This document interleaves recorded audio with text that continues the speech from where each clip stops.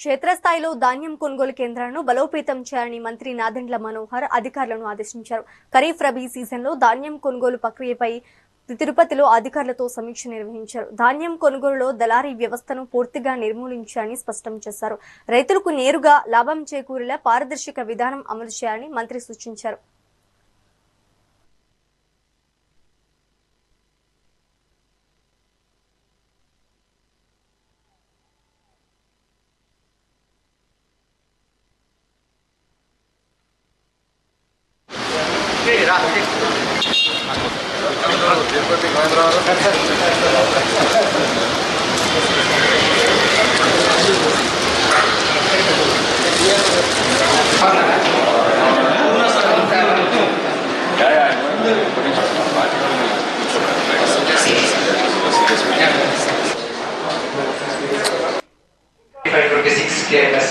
సంబంధించి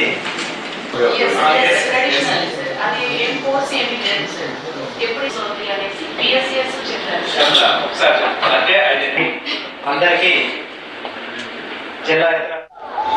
రైతాంగానికి మరింత భరోసా నింపే విధంగా లోతుగా చర్చించుకున్నాం. ఈ సందర్భంగా మీకు మనవి చేస్తున్నాను, ఈ రోజు వరకు 7,52,000 మంది రైతాంగం దగ్గర నుంచి 47 లక్షల ధాన్యం మెట్రిక్ టన్నుల ధాన్యం కొనుగోలు చేశాం. దానికి సంబంధించిన 10,850 కోట్ల రూపాయలు 24 గంటల లోపే ఈ రైతులందరికీ కూడా మేము జమ చేసి ఒక చరిత్ర సృష్టించాం.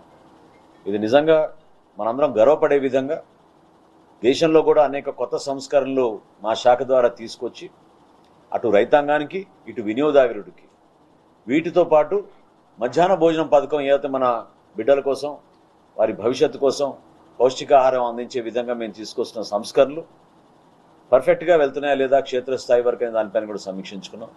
రైతాంగానికి మనస్ఫూర్తిగా మేము కోరేది ఏంటంటే ఈ సందర్భంగా ఈ 51 లక్షల మెట్రిక్ టన్నుల ధాన్యం మేము టార్గెట్గా పెట్టుకుని ఈ సీజన్లో ముందుకు వచ్చినప్పుడు ఈ రోజు వరకు 47 లక్షల వరకు మేము పూర్తి చేసుకోగలిగాం.